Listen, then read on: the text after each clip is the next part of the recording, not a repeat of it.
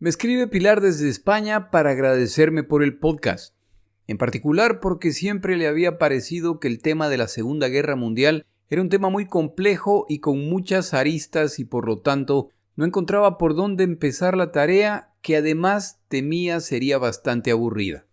De acuerdo a Pilar, el encontrar mi podcast le ha facilitado mucho la tarea, además de disfrutarlo mucho. Ella dice que, aunque empezó a escuchar mi podcast hace unas semanas, va apenas en el episodio 8. La razón es que le gusta escuchar los episodios cuando puede concentrarse y prestar atención a todos los detalles.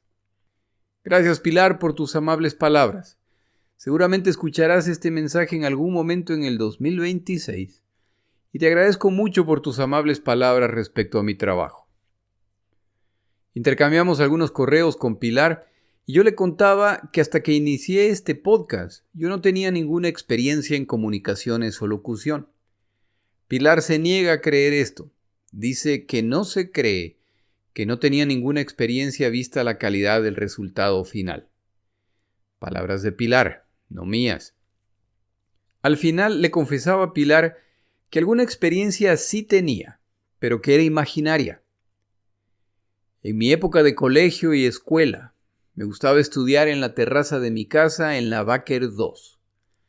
Como lo he mencionado antes, siempre me atrajeron las ciencias sociales y temas como biología o anatomía.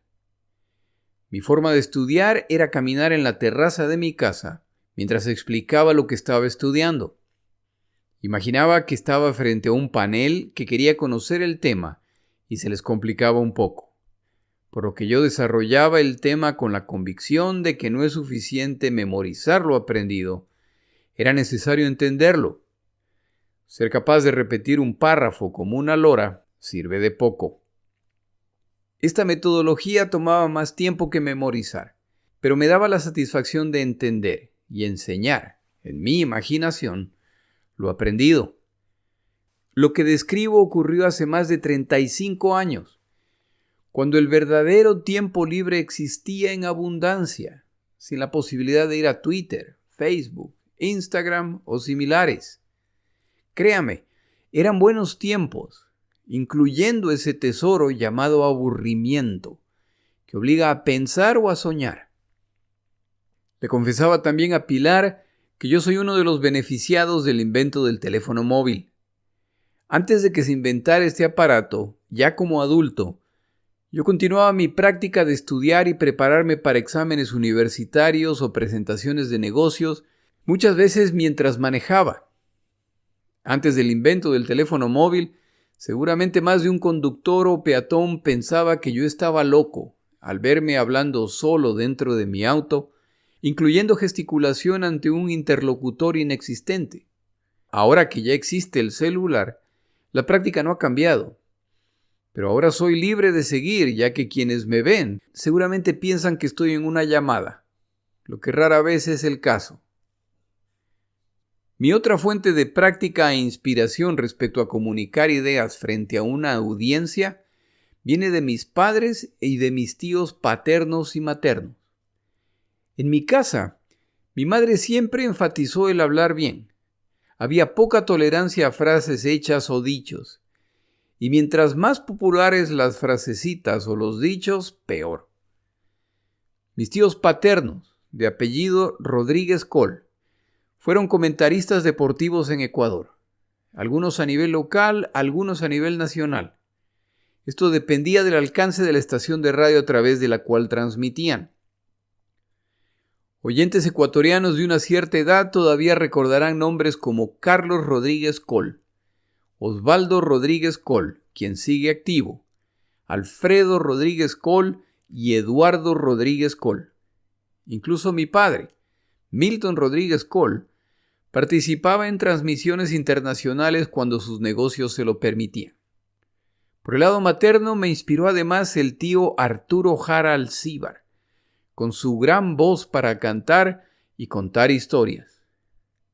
En mi familia hay otros periodistas, intensos, a veces polémicos, lo que es inevitable cuando se cree en una verdad y se tiene una posición no negociable.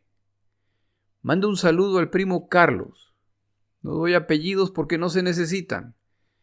Saludos, primo, firme en las convicciones. Vivo en los Estados Unidos de América desde hace más de 20 años y mis días son 100% en inglés. Nunca pensé que esto me pasaría a mí, pero a veces descubro con vergüenza que se me escapa de los recuerdos alguna palabra en español o que, al buscar una palabra, se me viene a la mente la palabra en inglés antes que la palabra en español. Esta mezcolanza de idiomas a veces resulta en que utilice palabras que tienen sentido en inglés, pero que no funcionan tan bien en español o simplemente no funcionan.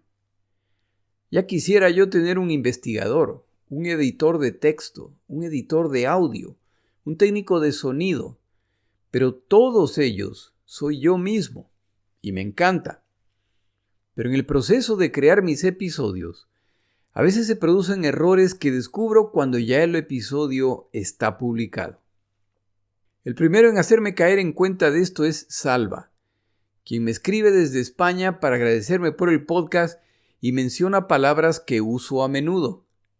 Salva lo hace con la calidad y la bondad de todos sus mensajes. No faltó tampoco quien optó por la burla. Recientemente alguien envió un comentario respecto a mi uso de la palabra significativa. Le escribí al autor del comentario y le dije que estaba al tanto del uso a veces excesivo de algunas palabras, no solamente esa. En fin, seguimos avanzando con el podcast. Creo que estamos a menos de un año de terminarlo. Aprendo cada semana, procuro mejorar cada semana y me encanta compartir lo que descubro con ustedes. Este breve mensaje es simplemente para agradecer a algunos de los héroes que me ayudaron a ser quien soy hoy. Algunos ya no están con nosotros, a ellos y a los que todavía nos acompañan, les mando un gran abrazo y mi agradecimiento eterno por su inspiración. Cierro este mensaje con un breve segmento escrito y narrado por el tío Carlos Rodríguez Col para su programa Goles y Recuerdos. El audio que escucha a continuación lo tocaba al inicio de su programa. Agradezco a la prima Elizabeth por autorizarme a utilizar el audio. Sin más introducciones, Carlos Rodríguez Col.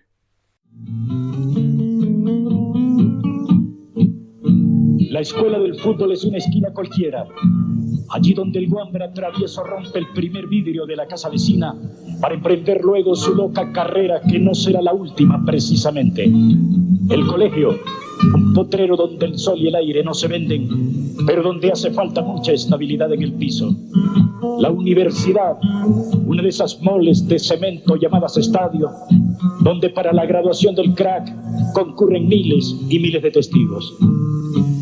La de trapo, fabricada con una media cualquiera y rellena con ilusiones, trapos y papeles, con sus descomunales descosidos que le dan sabor a protesta. La de cuero, que por achatada y gastada con tantos piques, pisadas y tiros en los postes, está prohibida de ir al estadio. Y por último, la flamante número 5 a la que no se golpea, sino que se acaricia, porque tiene alma de mujer. Son los únicos textos en los que se aprende las 5 vocales, el alfabeto y la literatura hermosa de una profesión que requiere por igual garra y calidad. Su majestad, el fútbol.